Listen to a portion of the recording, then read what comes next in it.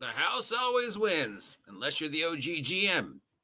But then I always win, because I'm the OGGM, broadcasting live from a small island off the coast of Costa Rica.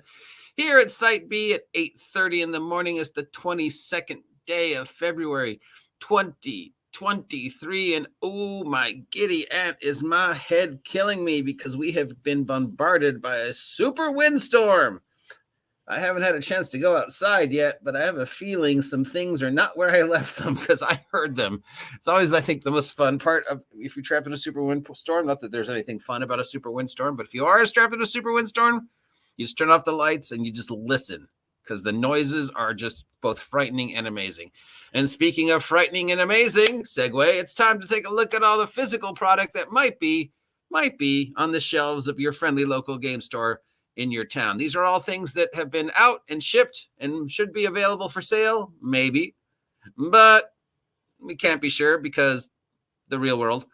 And we're coming off the tail end of a 3-day weekend, so everything is a day behind. Plus, we're at least, several weeks behind in shipping.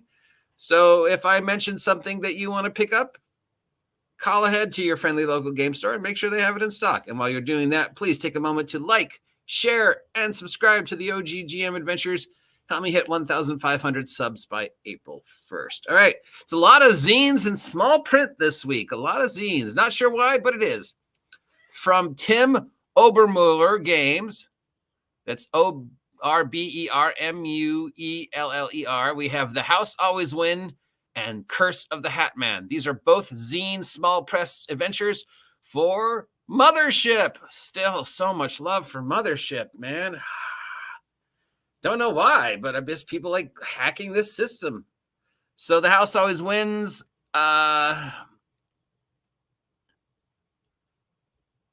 Basically, it looks like a space version of Running Man. Your player characters have to run through a death maze. And if they survive, they get prizes.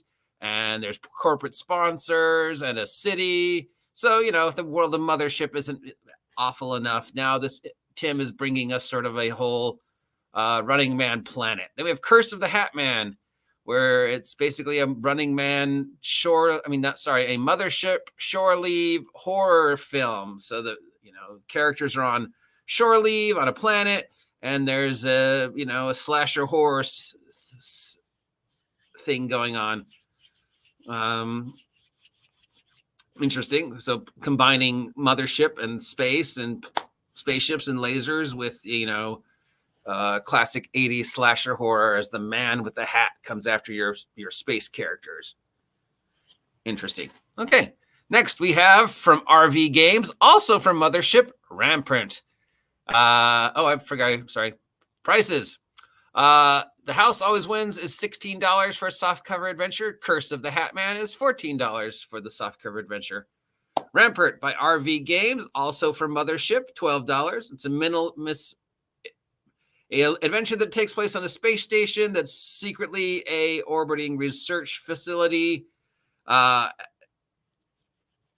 The characters are there just to do some maintenance, but then they discover that there might be something more foul afoot with the ship's artificial intelligence.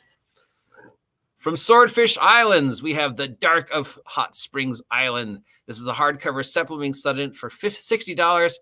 It's 2 books, one for players and one for GMs. The field guide to Hot Springs Isles is this. The Hot Springs Isle stuff gets so much press. You could go over to Ben from Questing Beast because he has done this thing so many times. I highly recommend it. It's a great. I'm biased because I love Pirate Treasure. If I didn't already have Freeport from Green Ronin, this would definitely be one of the ones I'd pick up. $60 is a little pricey for me, but yeah, it's 2 books. One book is the DM's guide, and one book is sort of like an artifact the players find that is sort of like a field guide. It's filled with maps and things like that. It's a really interesting way to do a world. So if you've never seen anything about Dark of Hot Springs Island, head on over to Ben at Questing Beast, and yeah, it's a great setting.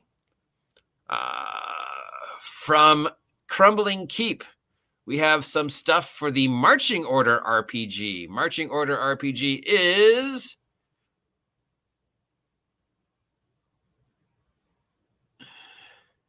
It's a solo co-op dungeon play that plays like a choose-your-own adventure and Darkest Dungeons. You play on your lonesome or bring some friends together to share in this hilarious misery. It's a 120-page rulebook and 140 pages of adventures. So similar to, basically you're just a bunch of treasure-seeking individuals who are going into possibly deadly encounters. So we have Quick and Dirty's Return to the Decaying Manse. This is an adventure for marching order for $5. We have Quick and Dirty's number 2, Pendulous Pillage, another $5 adventure. And we have Quick and Dirty's number 3, Protecting Sir Grumpford for $5. So these are all zine 6-panel adventure for $5 each. Return to the Decaying Mass. It deals with a haunted house and an individual who's attacked by were-rats. We've got Pendulous Pillage. We've got an evil wizard. And looks like he's trying to get people to find his pants. And then we have Protecting Sir Grumpford, which is an escort quest. From Possible Words Games, we have Claw Atlas for Beak, Feather, and Bone. This is 24 prints for $13. It's got city maps. It's got factions. It's got some NPCs. And this is for Beak, Feather, and Bone. Beak, Feather, and Bone is a role-playing game about collaborative world building, 52 card deck, where you build the world together and then adventure in it. Interesting. And again, this is a zine. These are all zines.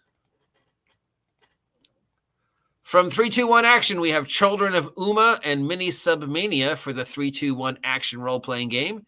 Children of Uma is $35 and Mini Submania is $20. In Children of Uma, you play members of an orphan band who are trying to survive in a post-apocalyptic Kansas. And in Mini Submania, you are going to a secret undersea base where horrific experiments are occurring in order to retrieve somebody who was a friend of yours. From Possible World Games for Powered by the Apocalypse, we have Fight Item Run for $30. Basically, this is a role-playing game inspired by, roguelike top-down video games, like, so pixels, puzzles, treasures, mysteries, that kind of stuff. So if you're a fan of, any of the top-down isometric pixel-based video game dungeon crawlers like, Rogue or whatever, Binding of Isaac, here's a role-playing game that's trying to capture the feel of that using Possible Powered by the Apocalypse. So we've got 1, 2, 3 systems to throwing their hats in the peripheral lake to try and drag some players away from the D20 mindset and try other systems. So we know I can have had good things to say about Powered by the Apocalypse before. Not familiar with any of these other systems. 321 Action has come up before. It's a D10 system. So yeah. My recommendation for this week is obviously Dark of Heart Springs Island. But I loved all the Mothership stuff that's coming out. We're going to have to pick up the Mothership box set when and if it ever becomes available, which will hopefully be soon because the Kickstarter should be over.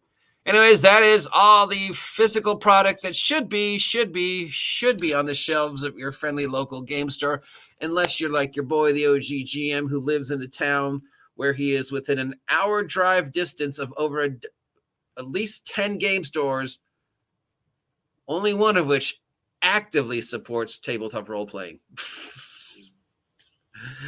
That's a long, sad story how we reached this point here in this small little beach town in Southern California. But yeah, 20 minutes walk within 4 game stores, none of which actively support tabletop role-playing games, and an hour drive within at least 10, none of which actively support tabletop role-playing games except for one. So yeah, try and figure that math out. And when you do, please like, please share, please subscribe. Help me hit 1,500 subs by April 1st. And please remember to support your OGGM. Head on over to my sponsor, Big Geek Emporium. Badam, badam, badam, Big Geek Emporium. And pick up my amazing merch, $2 each, 7